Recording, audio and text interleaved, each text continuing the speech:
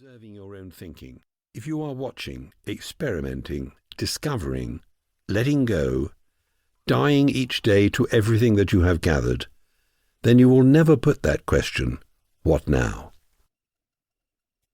These 8 talks were spoken without notes, extempore, in the shade of a grove of oak trees in the summer of 1955, before an audience of perhaps several hundred in the Ojai Valley in California. Krishnamurti first visited the valley in 1922 and lived there when not travelling elsewhere to speak until his death in 1986. He died at the age of 91 in Pine Cottage, which today is next door to the Krishnamurti Archives in Ojai, at the foot of the Topa Topa mountain bluffs. He founded several foundations around the world to preserve and keep available his talks, writings, and dialogues. As of the date of this edition, more information as well as audio, video, and text is available at jkrishnamurti.org. When the mind is free from all conditioning, then you will find that there comes the creativity of reality, of God, or what you will.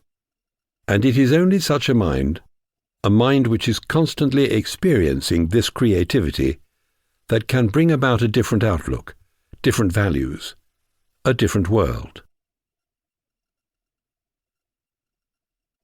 First talk in the Oak Grove, August 6, 1955. Throughout the world we have many grave problems, and even though welfare states may be created, and the politicians may bring about a superficial peace of coexistence, with economic prosperity in a country of this kind, where there is booming production and the promise of a happy future, I do not think that our problems can so easily be solved.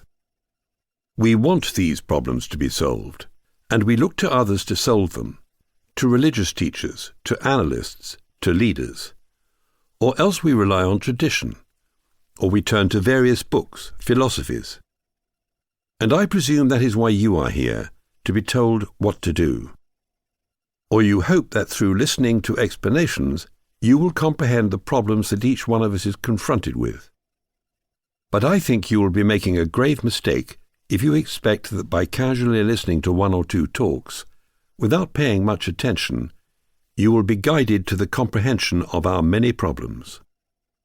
It is not at all my intention merely to explain verbally or intellectually the problems that we are confronted with.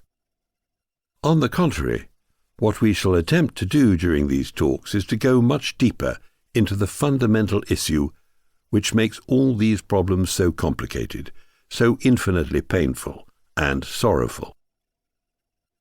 Please have the patience to listen without being carried away by words, or objecting to 1 or 2 phrases or ideas. One must have immense patience to find out what is true.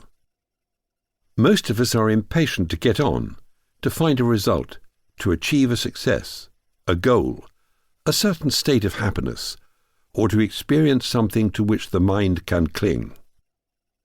But what is needed, I think, is a patience and a perseverance to seek without an end. Most of us are seeking. That is why we are here. But in our search we want to find something, a result, a goal, a state of being in which we can be happy, peaceful. So our search is already determined, is it not? When we seek, we are seeking something which we want. So our search is already established, predetermined, and therefore it is no longer a search. I think it is very important to understand this. When the mind seeks a particular state, a solution to a problem, when it seeks God, truth, or desires a certain experience, whether mystical or any other kind, it has already conceived what it wants. And because it has already conceived, formulated, what it is seeking, its search is infinitely futile. And it is one of the most difficult things to free the mind from this desire to find a result. It seems to me that our many problems cannot be solved except through a fundamental revolution of the mind. For such a revolution alone can bring about the realization